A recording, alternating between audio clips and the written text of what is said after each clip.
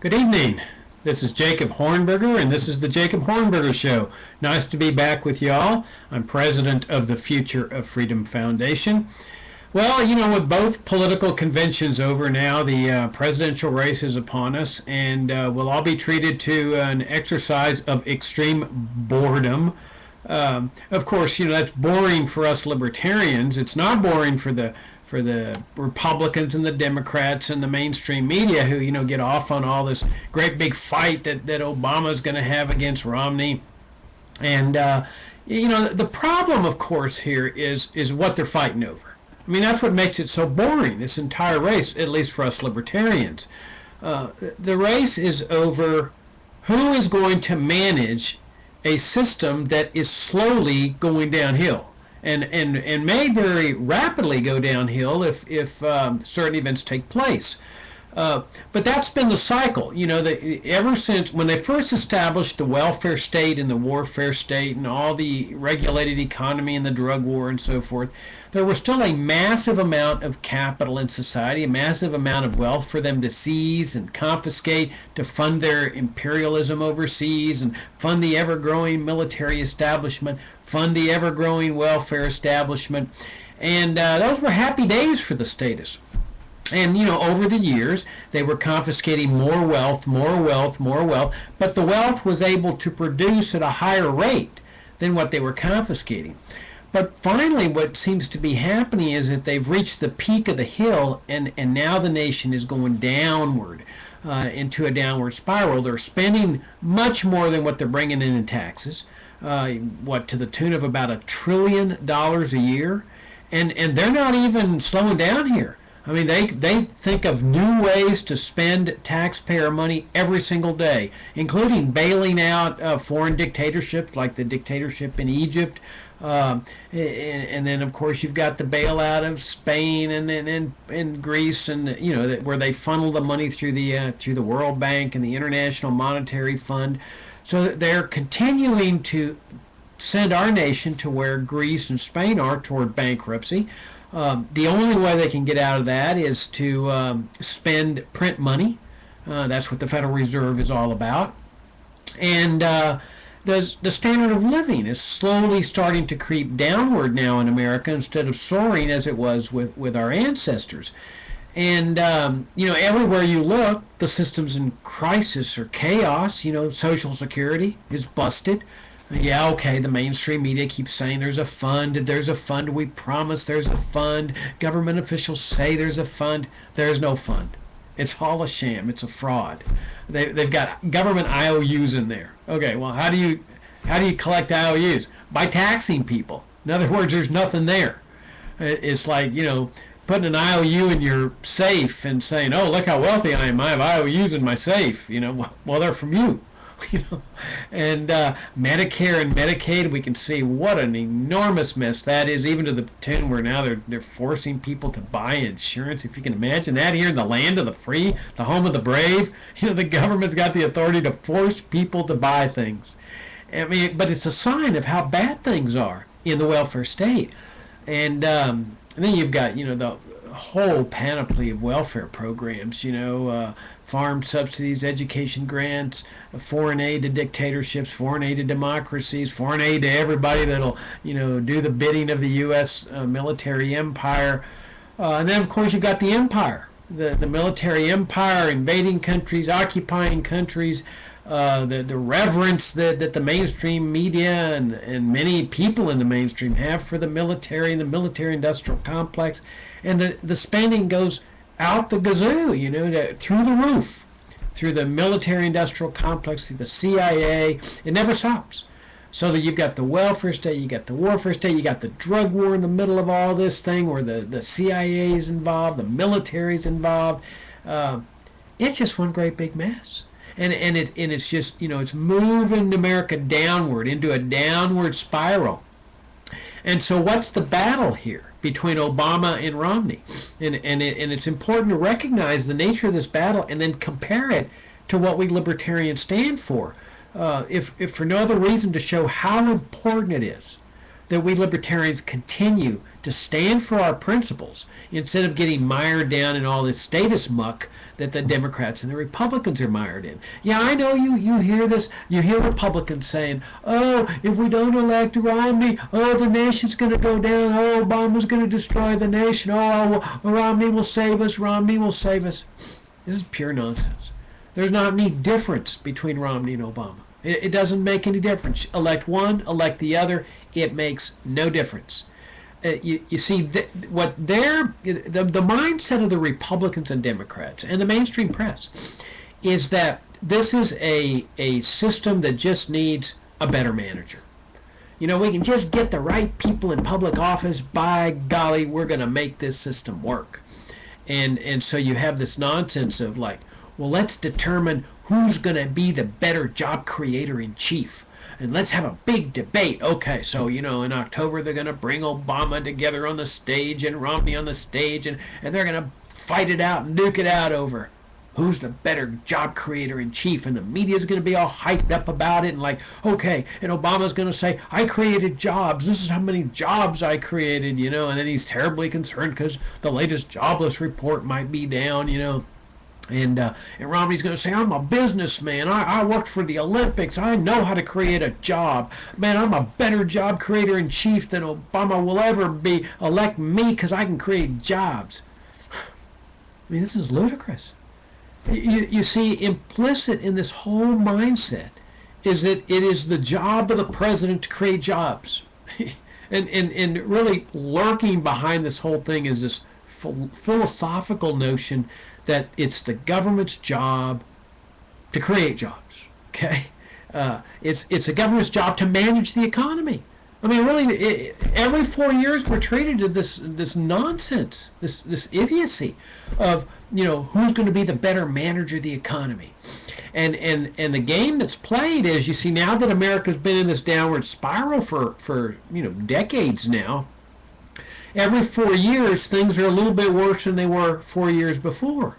And what the guy that's trying to get in does, he tries to blame it on the incumbent. He says, oh, well, are you better off than you were 4 years ago? No, you're not. Okay, well, see, he didn't fix the economy. He promised to fix the economy.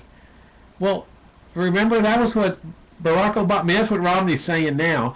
But that's what Obama was saying about Bush. When Obama was running for office, he's, Bush hasn't fixed the economy. He hasn't created enough jobs. Elect me, and I'll fix the deficit. I'll cut it in half, and then I'll create the jobs. I'll be the job creator in chief. Well, it's just this game that's played, that whoever is on the outside knows, or at least should know, that economic conditions are worsening. Okay, so the one on the outside, you saw it immediately, right after Obama was elected. Oh, he's not doing anything to fix the economy. The economy's bad. And then, of course, Obama says, well, I inherited the bad economy from Bush, and so what can I do? I don't, it's the Congress's fault. And, oh, no, it's the illegal aliens' fault. What's really funny about this is that, Obama leads the world, I think, on deportations. I mean, massive amount of deportations. Maybe the deportation president. He's cracked down, on the illegal aliens because they were the scapegoats. You see, they were the reason for all these economic problems. Well, now, okay, they've deported hundreds of thousands of them. They've had this crackdown. They built their little Berlin Wall on the border. They've raided American businesses. And you know what the problem with that is? They can't blame the illegal aliens anymore. In other words, they've lost them as their scapegoat. That was the one downside to cracking down.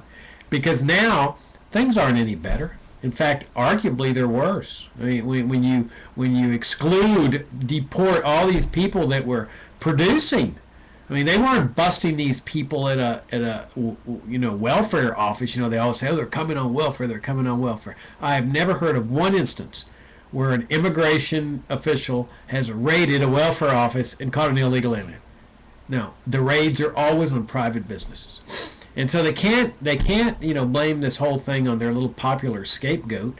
And so now, what do? Well, they just play this game. Oh, well, I will manage the economy better. And watch, mark my words, because there's not a difference between Obama and Romney on the war on terrorism and the imperialist foreign policy, and they both bow and kneel before the military-industrial complex and the CIA, the whole national security state. Nobody's going to challenge that. And so their whole battle, mark my words, is going to be, I'm a better manager of the economy than he is. Elect me to public office because I'll show you how to manage an economy and I'll produce jobs. It's inanity. Because you see, the problem is not a matter of who's in office. It's not a matter of Barack Obama being in office. That's not the problem. And it's not the solution to elect Mitt Romney. It is a systemic problem. The problem is with the system. They have a bad system in place.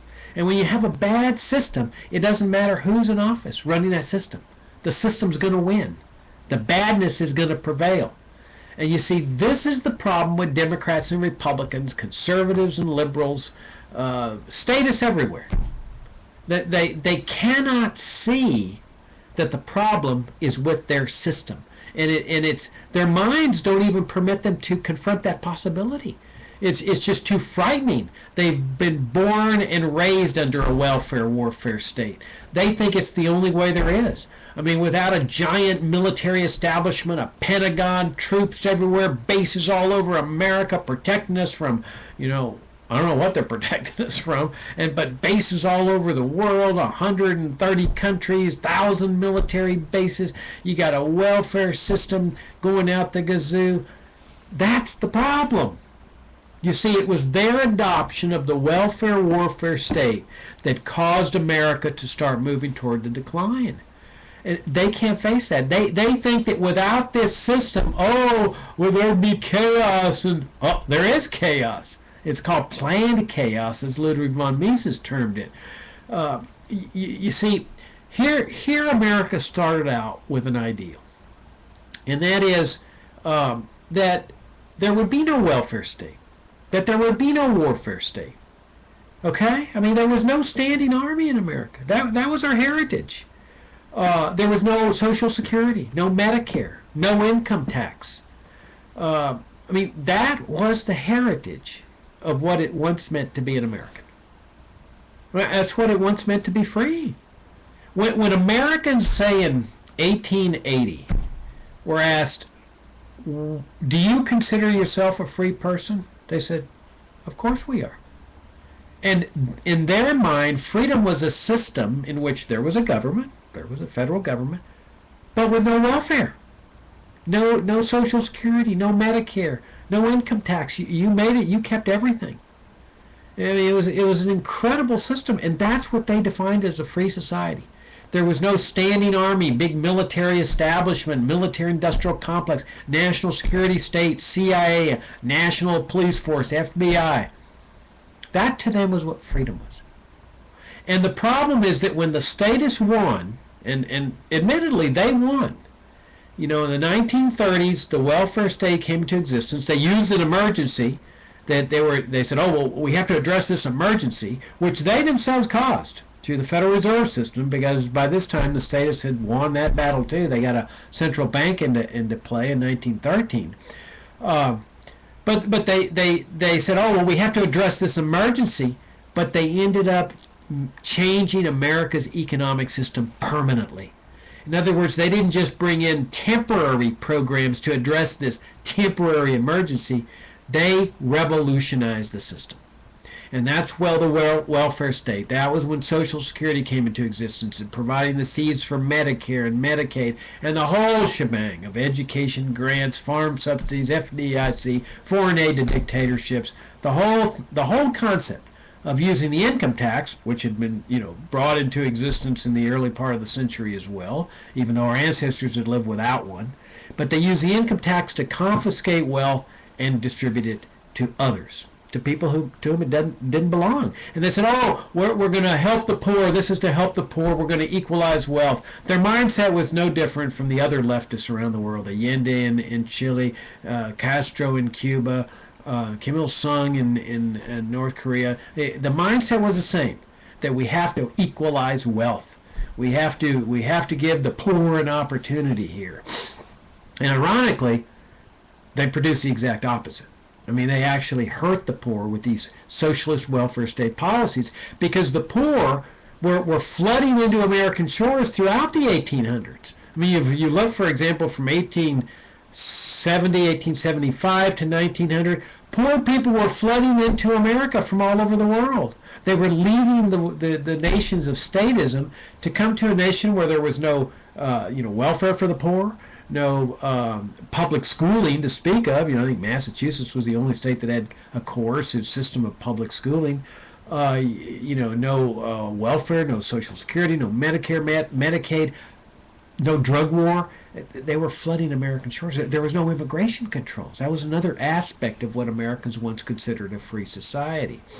So they used the Great Depression, this temporary emergency is caused by the Federal Reserve, and they used that to revolutionize America's system, to embrace a welfare state on a permanent basis, not just temporary.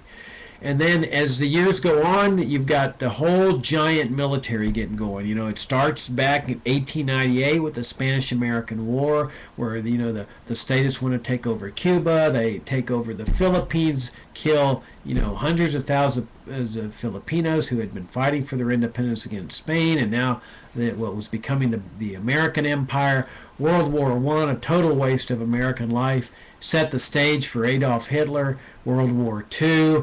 That delivers the whole shebang, Eastern Europe to the communists. You got China taken over by the communists, and then of course the communists are now used to justify the whole national security state and the ever-growing budgets of the military, the spending, the taxes, the debts, the inflation, and of course stirring up trouble. Stirring up trouble so that you get terrorist attacks, you get 9/11 and all the other terrorist attacks on the USS Cole and the embassies in East Africa, and then of course the whole war on terrorism, and then the whole justification that we're essential to national security, that the national security state has to protect national security, so you're stuck with this giant military establishment and national security police for the rest of your life. So there you have it. You see, you got a system in place that's like a cancer that's destroying America, the welfare system, the warfare system, the war on drugs, the whole status paradigm, destroying this country, and they're battling over who's going to manage it better. All right, now do you get a sense of how different libertarians are? And we libertarians, we've got to be careful not to fall into the statist trap. And we see libertarians periodically doing that, where we've got to go to Romney and saving America, oh gosh, ridiculous, absolutely ridiculous. That what's different about us libertarians is that we're not figuring out how to better manage the system. We're not trying to get into office to become managers of this system. We've never professed that a libertarian would be a better manager, a better job creator in chief. We've never professed that. Why? Because we don't believe it's the role of government to be managing the economy, to be a job creator in chief. In fact, we say that's the problem. The problem is that the government is so involved in the economy that it is sending our nation into a downward spiral. Now, what do I mean by that? Well, you've got the Federal Reserve, paper money. Our ancestors established a system of sound money. That was gold and silver coins. That was what people used for their money. That was the money. When people say, the gold standard, that means a certain amount of paper money is equal to a certain amount of gold. And golly, Jacob, there's not enough gold in society to match up with the paper money that the government's printed. It's just all nonsense. There was no such thing as paper money that was exchangeable for gold and so. All the gold standard meant was gold was money. There was no paper money. Gold was the money. Government borrowed. And when it borrowed gold and it issued notes, but those notes were not money. They were promises to pay money.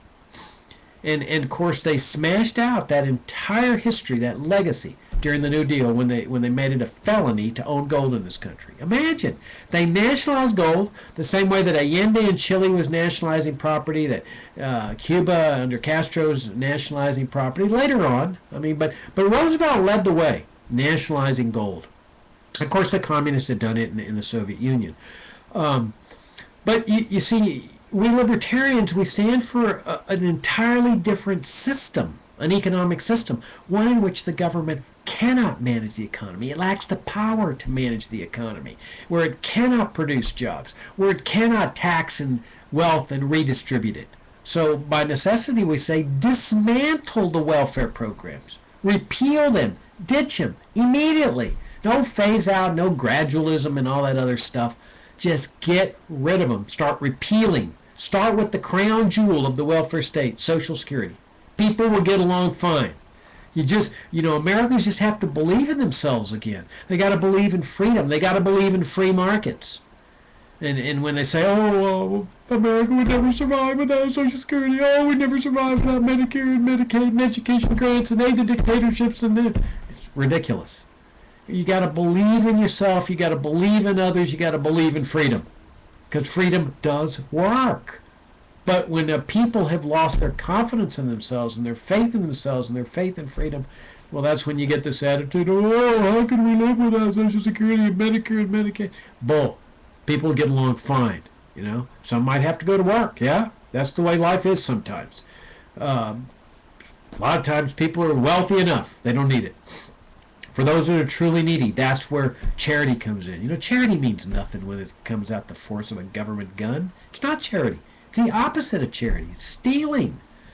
That's not the way God intends people to be charitable. Going and taking money from people through the political process and giving it to others or using it to feather your own nest. That's not charity.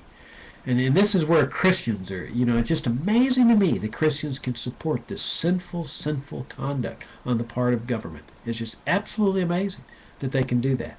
And then, of course, you've got this huge warfare state. We libertarians say dismantle and close the military bases. There is no nation on earth that has the ability or even the interest of invading the United States, occupying the United States. They're broker than the U.S. government is. Every country. What's the big bugaboo now? China. China, believe me, it can't even, cross the Straits of Hormuz, it can't even patrol its own area around there, much less, it's ridiculous. They don't have the military means to, I'm at the straits near Formosa. It's ridiculous. They don't have the military means to invade the United States or the interest. And so there is no threat where, oh my gosh, we've got to have military bases all across America, like the old-fashioned forts that protected the cities from the Indians, the Native Americans. Ridiculous. You don't need this gigantic Pentagon and all these troops overseas. All they do is create trouble for this country. Not just economic trouble, financial trouble with the out-of-control spending that the government just can't afford. But also with all the terrorists, counter-strikes and the anger and the hatred with the sanctions and the embargoes and so forth. So what we libertarians are all about is a different paradigm, a paradigm that's consistent with our heritage, with our principles of freedom. Now, granted, there were big exceptions to freedom in the history of this country. We all know that. They were horrible. Slavery, tariffs, protective tariffs, lots of land grants to the railroads and subsidies to the railroads, and I'm sure you could find many smaller ones. But basically, the heritage of you keep everything you earn, no immigration controls, no economic regulations, no welfare, no warfare, no giant military-industrial complex, national security state. That's our heritage. That's what it meant to be free. That's what it meant to be an American. And that's the key. That's the solution to the future of this country. It's with us libertarians. And okay, you say, well, then how's this going to happen, Jacob? How's this going to happen? Because you got these statists that are battling over who's going to be the better statist and who's going to be able to manage the economy. Let them battle. They're not going to affect the outcome of this thing. Oh, sure, one of them will get into office and he'll use the welfare warfare state to plunder and loot Americans he'll start managing the economy, and he'll start blaming all the mess on his predecessor. And then 4 years from now, Hillary or somebody will be running saying, see, he hasn't managed the economy well. Remember Obama, he managed the economy well. Bring us Democrats back. Well, let him go, okay? What we've got to do is continue, drawing the picture of a free society. A society without welfare, where we believe in ourselves and we believe in others and we believe in free markets. A society without the big standing military, without the giant Pentagon and the bases all over America and the bases all over the world. Dismantle them. Bring all those troops home, discharge them, dismantle the income tax. Get rid of these things.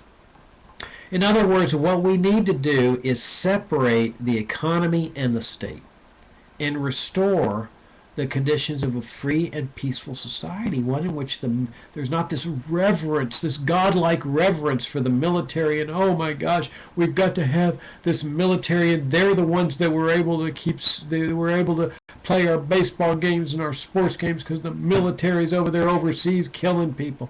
This is inanity. This is absolute inanity. Every time I hear these sports broadcasters saying, oh, thank goodness for our warriors overseas because we wouldn't be playing baseball if it weren't for our warriors overseas. I have to ask myself, do they really believe this? Do they honestly believe that, or do they just feel like they have to say it because of the advertisers and because of their bosses and so forth? It is inanity. That's not what America was built on. We were built on non-interventionism, the idea that you don't have a big standing military. You don't go abroad and knock out dictators and kill people in the process. In fact, that was the whole idea behind open immigration. Is that, look, okay, we understand there's people that are starving to death overseas. Dictators establish statist policies that result in famines and so forth. We know there's dictatorships. We know there's civil wars. But we're not going to go bomb people. We're not going to go invade people. We're not going to kill people in the attempt to save them. We're going to open up our borders. They get out of the country, they come here. It's the best thing you could ever do. It's the perfect solution that our ancestors came up with. And today it's the exact opposite. Close the borders. We don't want those people over here. We don't want them living next to us. Oh, but we love you enough, we'll go bomb you. We'll go bomb your children. And we'll hope the bombs don't hit you. We'll hope the bombs will only hit the dictator. But if they happen to hit you, hey, it's worth it. It's really worth it. And yeah, we're going to sanction your government. And yeah, there's going to be a lot of suffering, but it'll be worth it to you. Don't worry. This is abhorrent. This is the height of immorality. This is not what America's all about. So what we do as libertarians, we continue drawing this paradigm. Now, there's no guarantee that Americans will embrace it, but it's the only chance there is. And let me tell you something. This is how the great and noble principles came into existence. Freedom of religion, freedom of the press. Throughout history, governments have controlled the press and they've controlled religion. And all of a sudden, somebody comes up with an idea. Hey, I think there should be a separation of church and state, a separation of the press and the state, an intellectual liberty in the state, and just a total separation. And at first people think, are you crazy? The world would go nuts, so there'd be chaos if people might not go to church and they wouldn't worship and they'd teach their children to be atheists, and we could never do that.